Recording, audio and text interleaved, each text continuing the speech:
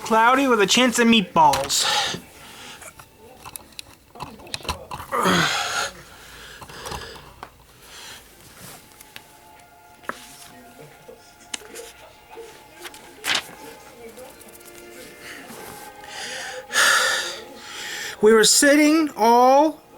We were all sitting around the big kitchen table. It was Saturday morning, pancake morning. Mom was squeezing orange juice for Henry, for juice. Henry and I were betting how many pancakes we could each eat, and Grandpa was doing the flipping.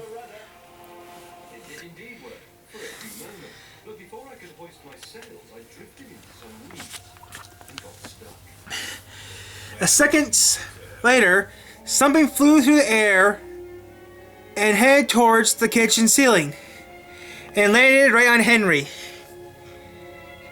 After we realized that was a flying object was only a pancake, all we laughed, even Grandpa. Breakfast continued quietly. Unfortunately, all of the other pancakes landed in the pan, and the one that flew, and all of them we ate. Even the one that landed on Henry.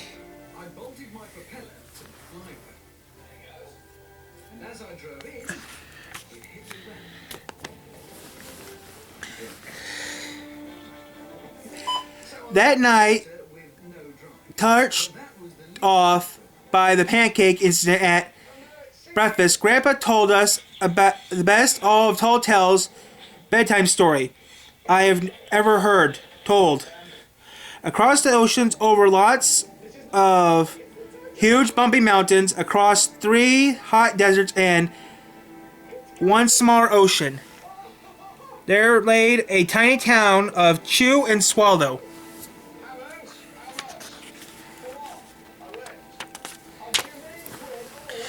In most ways, it was very much like any other tiny town. It had a main street lined with stores, houses with trees, Grandpa gardens around them, a schoolhouse, about 300 people, and some sort of cats and dogs. But there were no food stores in the town of Chew and Swell. They didn't need any. The sky supplied all the food they possibly could want. The only thing is really different about Chew and Swallow. It was its weather. It came 3 times a day, at breakfast, lunch, even dinner. Through that everyone ate came from the sky.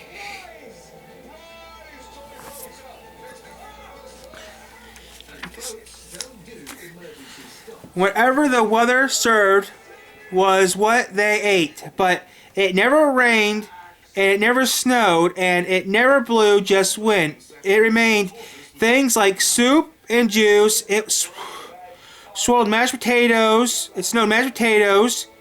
and green peas, and sometimes the wind blew in storms of hamburgers.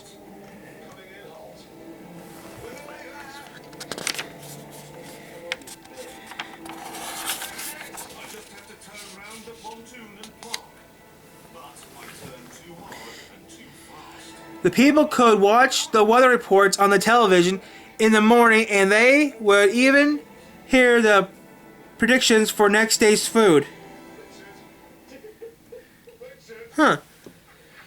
When the townspeople went out, they carried plates, cups and glasses, forks and knives, spoons, and napkins with them. That way they would always be prepared of what kind of weather would fall if there were leftovers, and there usually were, the people would take them home and put them in the refrigerator in the case they were hungry between meals.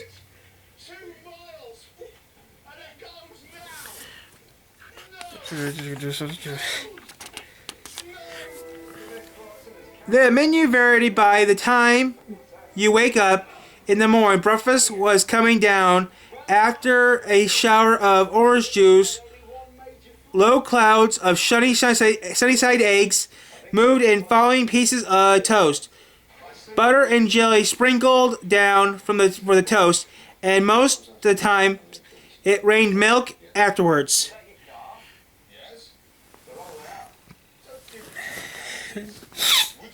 Oh shit.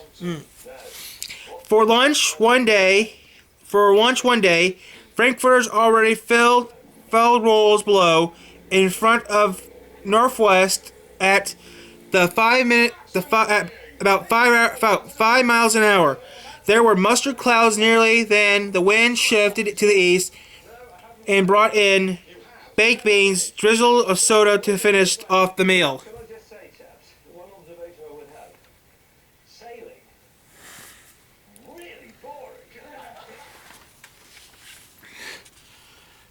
Dinner one night concerns a lot of a large chomp becoming heavy, and sometimes with an obsolete ketchup, potato peas, followed by a gelatin circle with a wonderful jello setting in the west. The sanitation department of Cwacom had a rather unusual job. The department had to remove all the food that fell off the houses and sidewalks and lawns and clean these things up every time a meal fell, and feed all the dogs and cats, then empty it into the surrounding oceans and for the fish, turtles, and whales to eat. Rest of the food was put back into the earth so that the soil would be richer for all the people's flower gardens.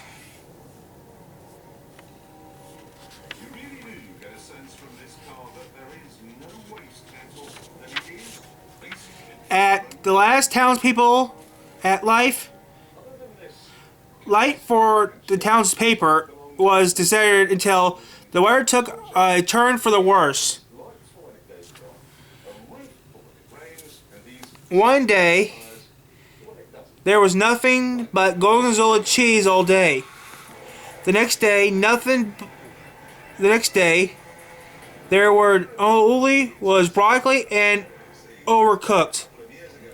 And the next day, there were a blizzard of sprouts and peanut butter with mayonnaise. Another day was pea fog soup, and no one could see anything where they were going, and they could barely find the rest of the meal. Got stuck in the fog.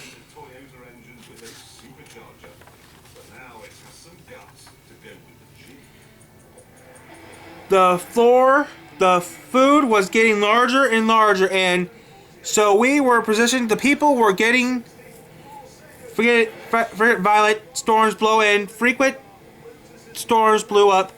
Awful things were happening. On Tuesday, there were hurricane breads and rolls all day long. That all day into the night, there were soft rolls and hard rolls. Some of these seeds and some without them was white bread, rye, and whole wheat toast. Most of it larger than they have ever seen bread rolls and before. It was a terrible day. Everyone was staying indoors. Roofs were damaged, and the sanitation department was besides themselves. The most took the mess. Workers 4 days to clean up, and the sea was full of floating rolls. To help out, the people pulled up much bread as they could in their backyards. The birds picked a little bit at it, but it stayed. And there got a solid and solider. There was a storm of pancakes the morning and downpoured maple syrup. A nearly flooded the town. A huge pancake covered the school. No one could get the base of this weight, so they had to close school.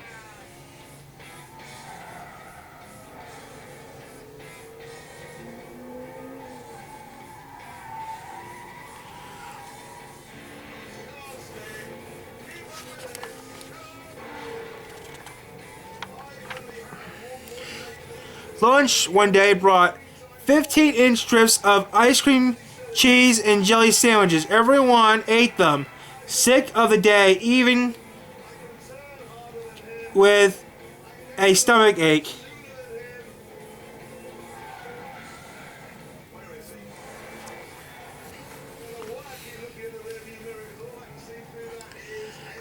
There was even an awful salt and pepper wind accompanied by a worse tomato tornado. People were sneezing and silly, running into avoid the tomato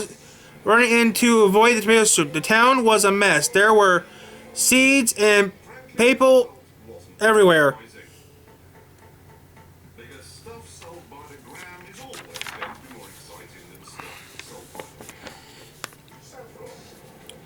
The sanitation department gave up. The job was too big even for them. For their lives, they couldn't go outside most of the time. Most houses have been badly damaged by giant meatballs. Stores were boarded up, and the school was no school for no more school for children.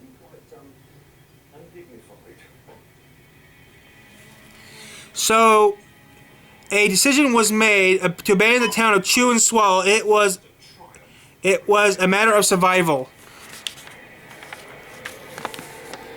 The people gathered their giant pieces of stale bread sandwiches with peanut butter, took assorted necessary things with them, set sail on their rafts for a new land.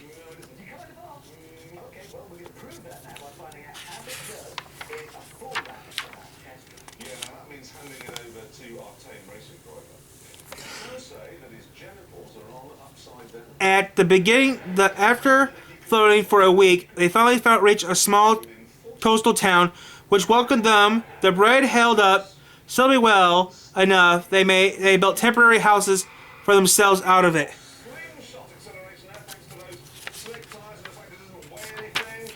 The children began school again, and the adults tried to find peace with forgiving themselves in this new land. The biggest change they had to make was getting used to buying food at the supermarket. They found it odd that the food was kept. Our sale on shaved pancakes, on boxes, canned bottles of meat had to be cooked, and large refrigerators, nothing to keep from the sky exploding with rain and snow. The clouds above were no more made of fried eggs.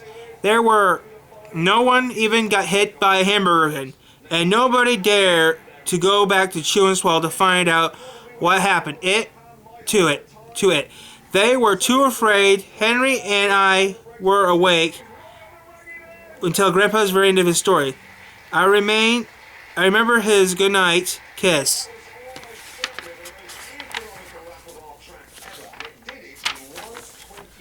The next morning, we woke up to see snow falling out the windows. We ran downstairs for breakfast, ate it, and faster than usual, so we can go out to go sledding with Grandpa. It's funny, but even it was worth sledding down the hill where through the saw a giant pant of butter on top of the hill. We could almost smell the mashed potatoes. The end.